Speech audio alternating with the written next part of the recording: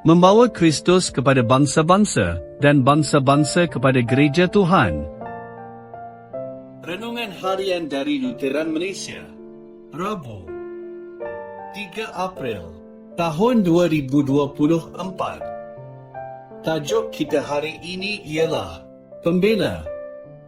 Teks renungan diambil dari 1 Yohanes, bab 1, ayat 1 hingga 5 dan bab 2 ayat 1 dan 2. Inilah perutusan yang telah kami dengar daripadanya dan sampaikan kepadamu. Allah itu cahaya, dan sama sekali tiada kegelapan dalamnya. Sekiranya kita mengatakan bahawa kita hidup dalam keakraban dengannya sedangkan kita melangkah dalam kegelapan, maka kita berdusta dan tidak mengamalkan kebenaran. Tetapi jika kita melangkah dalam cahaya, sebagaimana Allah wujud dalam cahaya, maka benar-benarlah kita hidup dalam persaudaraan satu sama lain, dan darah Yesus, anaknya, menyucikan kita daripada segala dosa. Sekiranya kita mengatakan bahawa kita tidak berdosa, kita menipu diri kita sendiri dan kebenaran tidak ada dalam diri kita. Tetapi jika kita mengakui dosa kita kepada Allah, Dia akan menepati janjinya dan berlaku adil. Dia akan mengampunkan dosa kita dan menyucikan kita daripada segala kesalahan. Namun sekiranya kita mengatakan bahawa kita tidak pernah berdosa, kita menuduh Allah itu pendusta dan firman-Nya tidak ada dalam diri kita. Anak-anakku, aku menuliskan hal-hal ini kepadamu supaya kamu tidak berbuat dosa. Akan tetapi, jika sesiapa berbuat dosa, kita mempunyai seorang pembela ke hadirat Bapa, iaitu Yesus Kristus yang benar itu. Dialah korban pendamaian bagi dosa kita, malah bukan dosa kita sahaja tetapi dosa seluruh umat manusia.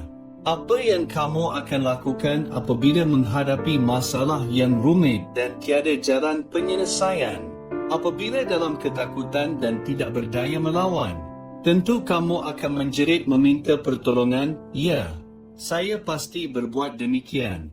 Tuhan mahu kita melakukan demikian pada Yesus juga. Yesus ialah pembela kita. Dia penolong kita yang menjadi perantaraan dengan Tuhan Bapa. Bila kita dalam kesusahan, Dia berbicara untuk kita. Siapa yang boleh melakukan ini dengan terbaik selain daripada saudara kita sendiri, iaitu Yesus anak manusia. Yesus adalah penghibur kita setiap kali kita berdosa dan menerima akibat dosa, iaitu kita dalam ketakutan, berasa malu, dalam kedukaan dan kesedihan serta perhubungan yang telah terputus. Kita merasa takut untuk menerima hukuman yang setimpal dengan kesalahan kita. Inilah masanya Yesus berbicara untuk kita. Dia berdiri di hadapan Bapa bagi pihak kita dan memohon belas kasihan Tuhan bagi kita. Parut-parut di badannya menjadi bukti untuk kita. Dia datang ke dunia ini hanya dengan satu tujuan sahaja, iaitu menyerahkan nyawanya di atas kayu salib untuk menghapuskan segala dosa dan keaiban kita. Darahnya membasuh kita bersih semula dan kematiannya memberi kita kehidupan yang baru.